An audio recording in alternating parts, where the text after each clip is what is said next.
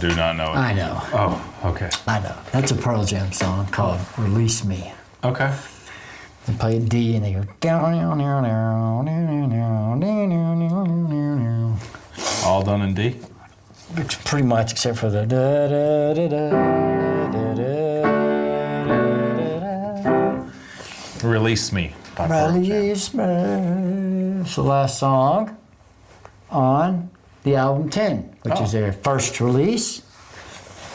They all hold their hands up like this. Yeah. Together. Yeah. Yeah. That's there it is. Hey everybody, welcome back to Great Measures. My name is Richard. This is Judson. Great Measures.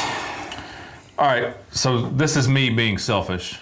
Okay, selfish. Hello, selfish. I'm going to show you a video. This is the band. We've done one song from them so far. This is the band Darkest Hour. Mm-hmm. We did with 1,000 words to say, but one. But this song is called Tranquil. Okay. This is a video of the guitar player doing a guitar playthrough of the song, the current guitar player. Okay. Like I said, this is just something I've wanted to show you, so I'm inserting it into our YouTube channel. You said insert. Why is this your reaction to this? Watching one guy play. Yeah, I think it's a really cool song. It's just him sitting in a room? I mean, he's playing along with the song. Yeah, it's just him sitting in a room. Just, you can hate it if you want to hate it. That's fine. I just want you to watch it. Again. But I should be listening to the song as well. You can, yeah. I can? You don't have to. I thought that was what we were doing here. Yeah. You can hear the song. I don't know why this is the reaction that I'm getting from this. No, I'm just giving you reactions, man. I'm just an actor in the play of life, okay? I was hoping you'd be more excited about this because I'm excited. All right, let's do it. Let's watch this guy play. So the guy's name is Nico Santora. He's their current lead guitarist. The song was originally done by the other lead guitarist, Chris Norris. So this is not his song that he's playing, but he's currently in the band. Just chill. It's getting more tenuous. Let's just scratch this one. Oh, come on. Let's All right, let's listen. This is Tranquil by Darkest Hour. Okay. All right, this is Tranquil by Darkest Hour, performed by Nico Santora, and you're gonna hate it now. So. No, come on, Richard. Don't get your feelings hurt. Proceed, Judson. Here I go.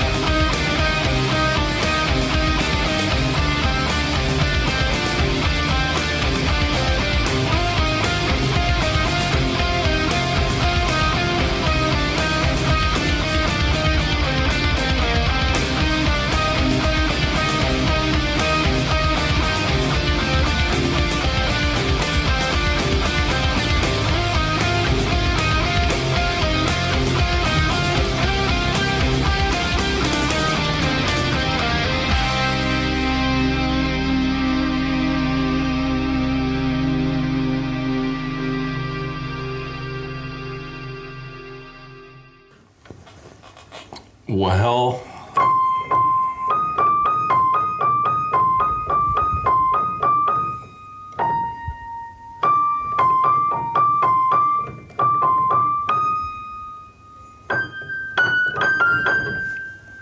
I like that part the best. yeah, towards the end. Yeah, and even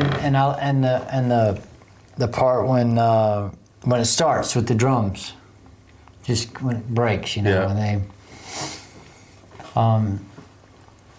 they, it's just hypnotic. Mm-hmm.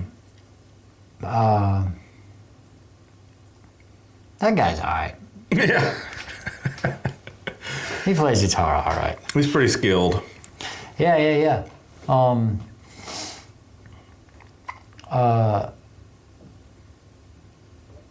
Is that his guitar solo where he did that, or is that just part of the song? Well, yeah. So there's the main solo that starts out with the tapping, and then there's Yeah. a little bit of the sweeping, and then it goes into another little section, and then it comes back, and it's. I mean, you could call it another guitar solo. Yeah, that's cool. That was, but totally classical sounding because I was, you know, they're obviously in drop D. Mm-hmm. And but when he's doing that boom, he's hitting the other D string over and over and over. Yeah. And that's just classical music all the way around. But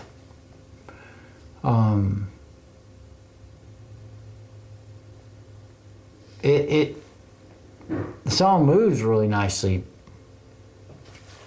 I mean, I like the second half of the song better Okay. than the first half, just because that's just kind of my jam, Mm-hmm. you know. And then that, whenever they do that, they fall back into the, you know, they're in C, so I guess it's drop. It's drop C or drop C sharp. I'm but not it's sure which one. bringing the bass string down either way. Yeah.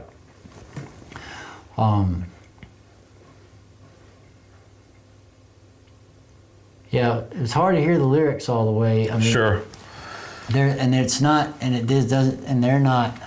weren't adhering to any what is normal formulaic song structure either.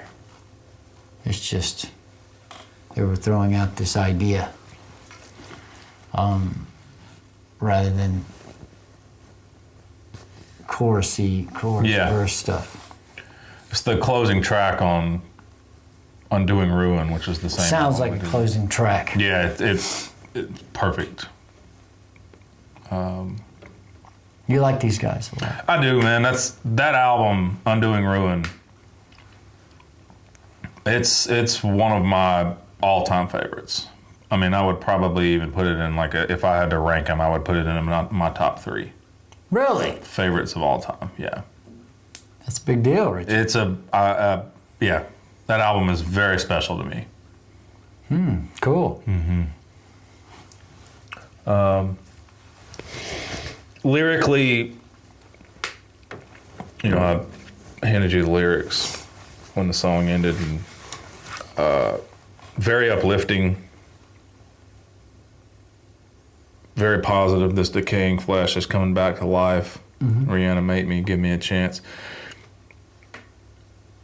It was huge for me during the early portions of recovery from addiction.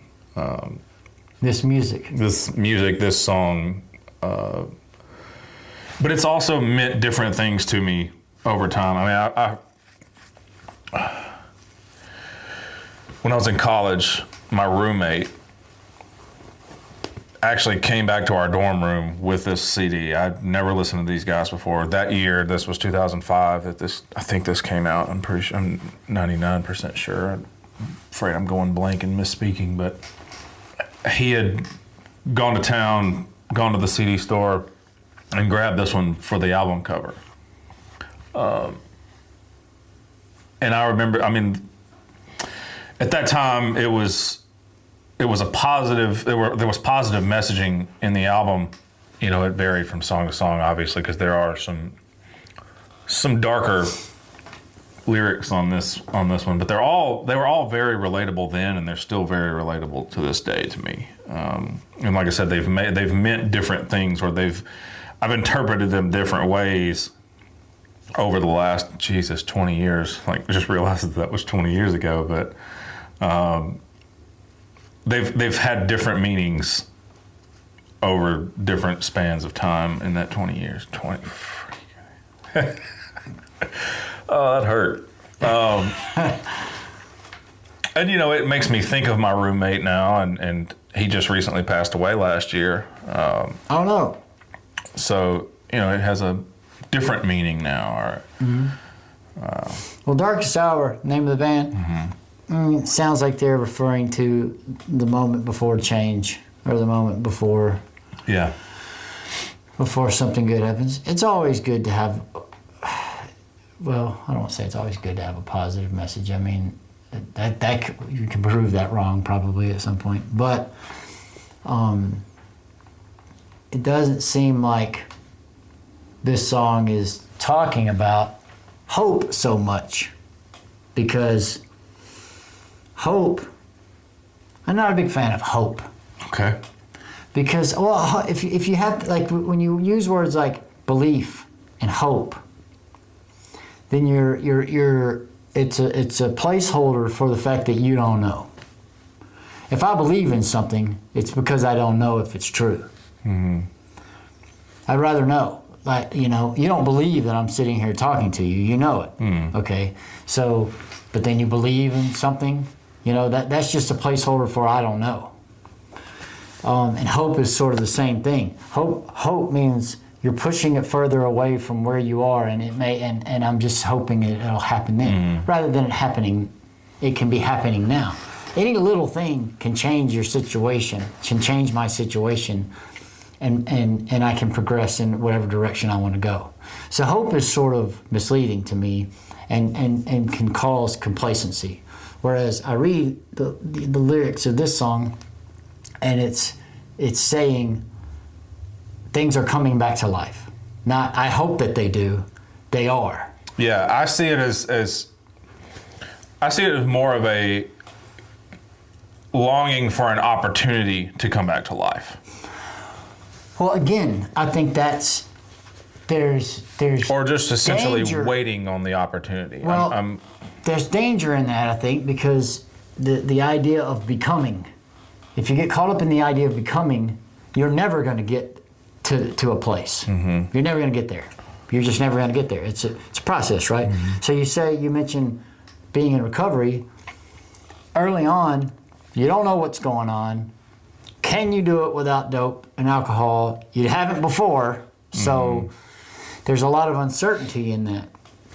So, but the process has begun, right? So once you stop doing these things to put yourself in a hole, it's a cause and effect. You're not going to end up in that particular hole, at least because you're not doing the things that put you there. So it's not, I hope I get there. It's, I'm going to be there, and I just have to know that I will, because of things because it's cause and effect. There's just no way around it, right? Sure. So you don't have to hope. You don't need hope anymore. So, and the lyrics say that the flesh, he said something about the flesh is reanimating, or it is coming back to life. So it's not, I hope that it does. If I sit over here and hope that I get better, then that's as far as it goes. Me saying that I hope I do. Yeah. I don't need hope if I take a step into getting myself better. I will end up there. Right? So I think hope can be sort of a delusion. Okay. I think hope and belief are sort of a placeholder for people that don't have the balls to just push the initial domino. You know what I mean? Sure. And again, this is kind of what I meant by a positive message isn't necessarily always good. Because hope is a good thing, you think. It's a positive message. It is a positive message. It has positive. It is better to be hopeful than than unhopeful or you know what I mean? But what is it? But it's a positive message. It doesn't really do any good because you have to do in order for there to be the good to happen. And hope is not really doing anything. Right. And I don't even think you have to be hopeful in order to do good. You can do an action and have no idea. You know, it's a cause and effect thing to me. You know. Well, I hope I don't do drugs again. Mm-hmm. But worry about that person. Yeah. Worry about that person. If that person is saying, I hope I never commit murder again, do you hope? Man, that doesn't do it. That's not going to get us anywhere. Right. You know? In fact, if you hope, in that sense, if you were a murderer and you say to somebody, I hope I never murder anybody again, that's sort of not comforting at all.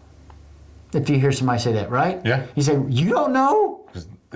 It sounds like they're not in control of the situation. Yeah. Yeah. They're going to murder again. Yeah. So if you apply that in the same way and say, well, I hope things get better. Well, I'll worry about you then. Yeah. You know, just do it. Does that make sense? Mm-hmm. So I try not to go to say, well, this brings a hopeful message, the belief that things will get better. Well, that doesn't comfort. That doesn't make me think that anything's going to happen. You know, and I think the song is saying that. I think maybe the idea that the song is called Tranquil is just that, is exactly what I'm talking about. That it's more of a, I don't know what's going to happen. These things are happening. I'm coming back alive because I've stopped killing myself. Mm-hmm. And we're obviously just using the drug thing. But to try to stay tranquil through it, to not let fear come into it, to not let doubt come into it, to try to stay peaceful, you know. And in Spanish, tranquilo means calm down or take it easy, or, you know, relax. So I think that's kind of what it is while these things are going on, just try to remain, just stay calm. Yeah. Don't let anything else in, and you don't need hope. You don't need belief. Those things are just, if you get hope, if you just believe something and you're only hopeful about it, then all you're doing is pushing it further and further in the future. You know, the idea that one day I'll get there is I think really is a dangerous thing. It ends up to, you already got there. You're already here. Mm-hmm. And you know, you take a step somewhere and then now you're not where you were before. But if you're always looking at becoming this thing, this finish line that you have in your head, you'll never get there. So it leads to more hopelessness. Okay. What do you think? I interpret it as I mean, it's always in the again, I say it and it hurts, but it's in the 20 years I've been listening to it, it's always been a positive message to me. Mm-hmm. And I'm not saying I'm not saying that you're saying it's not. I think the song is a positive message. Yeah. I'm with you. Like I said, it's just always had different meanings. I'm a huge fan of the guitar work. I'm a massive fan of everything that Chris Norris did on this entire album. I mean, it was incredible in my opinion. It was some of my favorite stuff that's ever been done on a guitar. I mean, the whole album, I'm serious. It's just from start to finish. Yeah, I think you've said this before. Yeah, maybe I have, but man, it just... It's also cool that this is the last song on the album. Yeah. Because when you think about something ending, the process of something coming to an end, and then you put this song there, as you know, the album's over. Your experience of the album is over. Mm-hmm. But yet, the song is talking about chill. Things are still coming back alive. It's like a new beginning song, but it's the last song on the album. Mm-hmm. That's awesome. Yeah. To me. It just reinforces what the song is about and maybe what their message is. I don't know them. I'm sure they're wonderful people. But it seems like there's a lot there. Yeah. And this album was produced by Devin Townsend. Really? Mm-hmm. Well, then there is a lot there. Yeah. Yeah. Wow, cool. Yeah, I think I remember you saying that too. Yeah. Okay. Anything else? No. It's good. That's good. It was really fun watching that guy play the song by himself. Yeah, he's good. Shut up. Thanks for watching, everybody. We are Great Measures. My name is Richard. This is Judson. That was Tranquil by Darkest Hour. Great measures. From Undoing Ruin. Have a wonderful day, everybody.